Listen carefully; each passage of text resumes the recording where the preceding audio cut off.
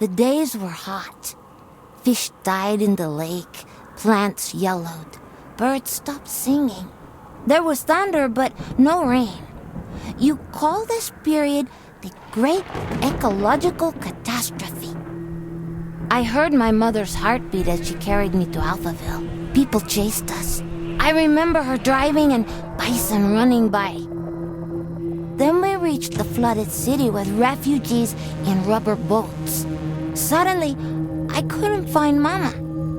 I was scared and alone. I'll never know whether she died or abandoned me. I only remember the rockets leaving for Mars. That night, the fighting started. I ran deep into the forest. A she-wolf found me and raised me with her cubs. People who didn't make it into the rockets were dying in combat and from the mutating environment. But we, the orphans and animals, didn't fight. Instead, together we adapted to nature that grew out of the rubble.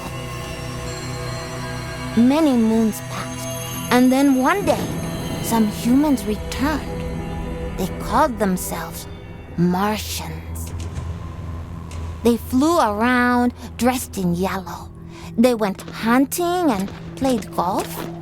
I would steal their golf balls for fun. It really upset them. Then one day, I found a dead Martian. I took off his helmet and put it on. There was music playing in it. After years of only speaking wolf, I listened to the Martian radio and learned human language again. After the group left, one full moon later, I was chasing a tasty bug when another spaceship with new Martians arrived.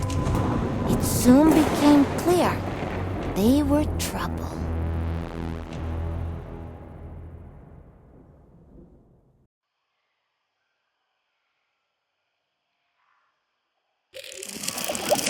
Greetings, all you Tesla City Martians out there. You're listening to Radio Nostalgia from Mars, the show for those who miss a morning run in the park, slurping minestrone soup, sailing with the wind in their hair, singing in unison with thousands of people at a music concert, or smelling the coming rain.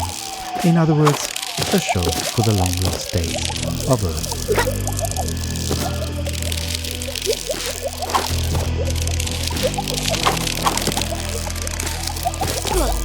I'm the son of no one.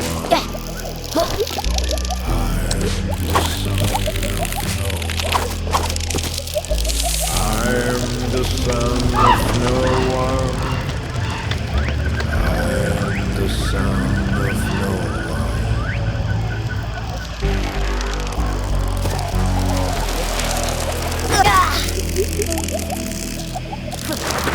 Mutant of tomorrow. Got no time for sorrow. I'm becoming a stag, antlers with no yellow tag.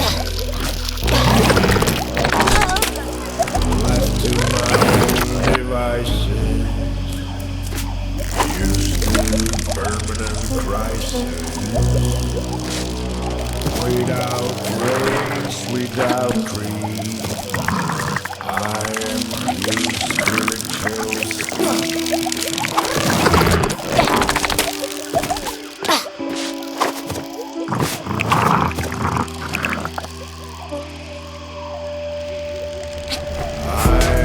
the son of no one. I am the son of no one. I am the son of no one.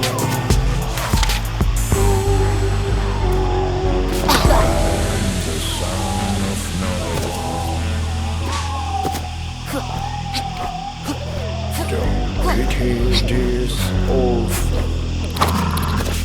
I'm a bundle of This bastard will overcome.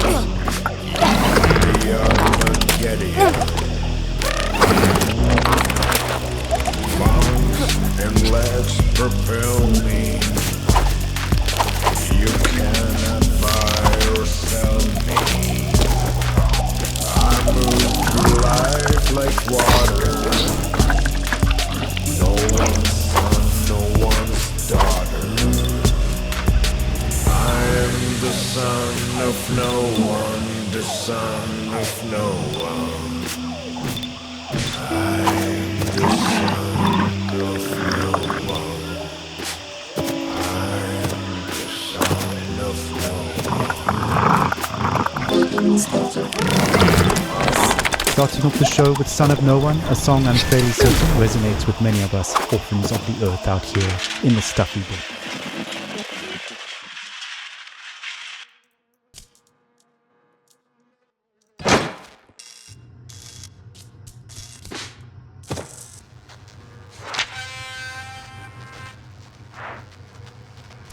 Stand by for announcement. Falcon will have discovered his first position. Evacuate immediately. Await instructions from the emergency leadership. This is not a test. Stand by for announcement. Falcon will have discovered his first position. Evacuate immediately. Await instructions from the emergency leadership. Stand by for announcement. Falcon will have discovered his first position. Speaking of stuffy air, please don't attempt to open portal windows to let some fresh air in. It's unbelievable that we have to mention this, but we're living in pressurized domes, people. Breathing recycled air is just the new normal.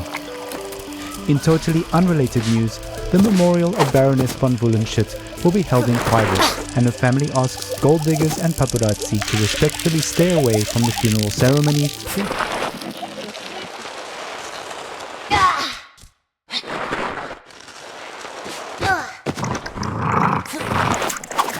Section C cafeteria on deck 3 at 7 p.m. dome time. Alright, on with the show.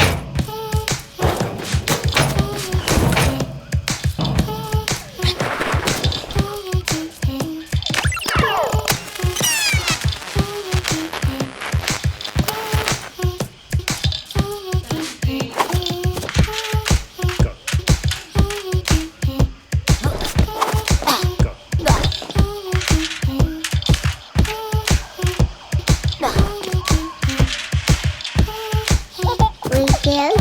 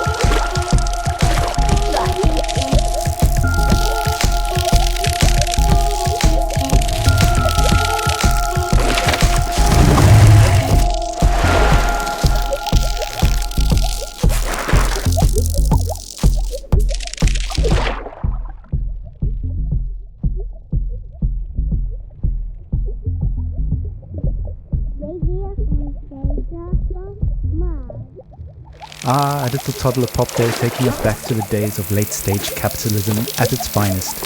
Child labor never sounded so sweet. On that note, it's time for another story, a look back at life on the open road, and a look forward to the long road ahead. Stories, memories, the good old days, original sources, authentic tales, hope, inspiration, drama, radio nostalgia from Mars. Crying while riding a Harley Davidson is the actual meaning of life. I'm serious. I tried to recreate that feeling here on Mars. So I took a Tesla City Delivery EVA for a spin on the Planitia Plains, but it's like driving an VR simulation. It made me miss riding my motorcycle, my jolene, even more. At 35, for 30 days in the blistering heat of July, I took a 4,600 mile trip to motorbikes. We set off from California, we zigzagged up and down the country, and covered 18 states all the way up to New York City, where I was to take over my father's company.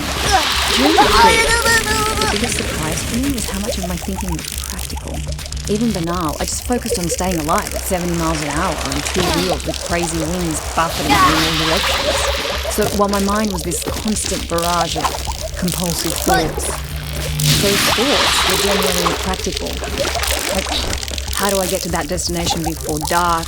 Am I drinking enough water? Am I hydrating? The bigger picture stuff of why am I doing this and what is life about anyway didn't come until later. We started the trip at the peak of California's infamous orange heat wave, and we rode it for 5 days in temperatures you wouldn't believe. Some mornings I'd have sweat dripping from my elbows before we even set off. My eyes hurt from the sun. Sometimes I'd wake up so sore I could barely move. My inner thighs had engine burn. And even though those closest to me actually didn't think I made it, I learned that I could physically overcome much more than I thought. So after that rite of passage, I knew I could take over the company. Instead of being an entitled little brat whose father would pay for her theatre career, I turned the company into a $1 trillion business. And now, here I am with my family on Mars, among the last representatives of humanity in the universe. But aside from this high-minded idealism, life has because of these damn EVA suits, there's no wind on the highway here. No open air solitude that makes you feel one with the world like back on Earth. On Mars, even if you manage to get outside, you're still trapped in a bubble of warm, stale air. No matter where you go, isolation clings to you. Unlike the open road, it's an experience of void, of wholeness. There's no dancing asphalt in the heat, and no neon-lit diners, and 2 a.m. omelettes with green bell peppers and yellow cheddar with a side of burnt hash browns, greasy bacon and black coffee. Instead, there's this barren rock and strictly monitored oxygen levels in sterile domes. We live in bubbles within bubbles. I admire how far we've come and how resilient we are, but I wonder, maybe we're just fooling ourselves.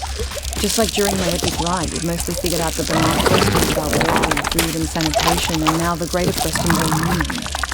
What are we really doing here? What is our future? And what will the meaning of life be for my kids? At any rate, the point is, that's all. Thanks for listening. انتم تستمعون إلى راديو حنين من المريخ. Thank you for taking us on that ride with you, Brianna. Your story is an inspiration for all and reminds us to face our difficulties head on and to value the small things in life, even out here on Mars. Motorcycles, grease, wind in the hair. What better way to remember than with some psychedelic rock for the road? Radio nostalgia from Mars. Alejandro. ¿Sí? El bebé no es suyo.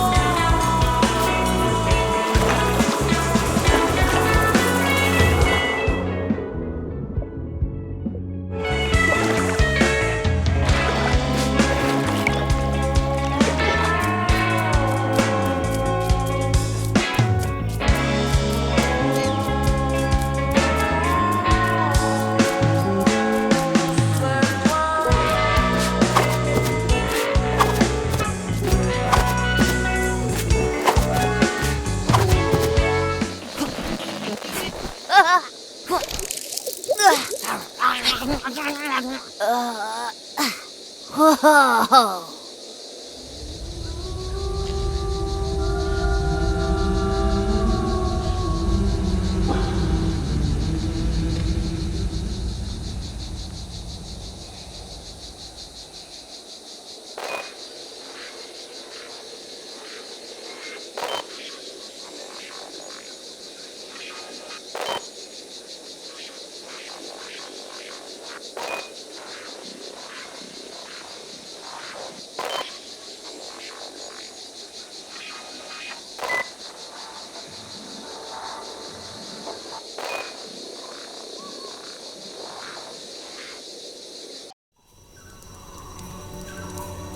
I crouched near 3 members of your Martian expedition. The rest of your group were out in the field. I hoped to make friends, but when you saw me, you froze, stopped picking plants, and whispered among yourselves.